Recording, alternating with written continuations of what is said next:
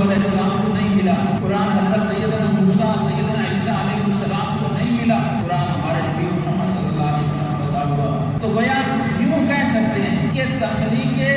انسانی کا جو مقصد تھا وہ پورا ہوا آ کر محمد صلی اللہ علیہ وسلم کی تشریف لانے سے۔ اس سے پہلے ابھی تک انسان کو گویا انسان پوچھ رہا تھا، ابھی تک اس کے اندر ایک تھا کہ یا اللہ مجھے کس لیے بنایا، تو اللہ فرما رہے تھے ابھی بتاتے ہیں،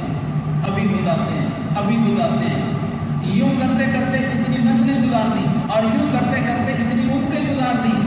کہ جس مقصد کے لیے تمہیں بنایا تھا ابھی بتاتے ہیں۔ مقصد یہ تھا کہ انسان ابھی ترقی کی سفر کر رہا تھا اور اس مقصود اور منزل تک نہیں پہنچا تھا کہ اپنی اس تخلیق کے مقصد کو ادا کرنے کی اس کے اندر ابھی استعداد ہو۔ تو حضور صلی اللہ علیہ وسلم کو جب بھیجا گیا تو گیا اب انسانیت ترقی کے اس مقام تک آ گئی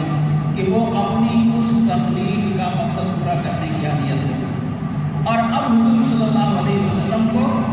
قرآن پاک دے دیا گیا، گویا اب پوری اللہ کی خلافت اور پوری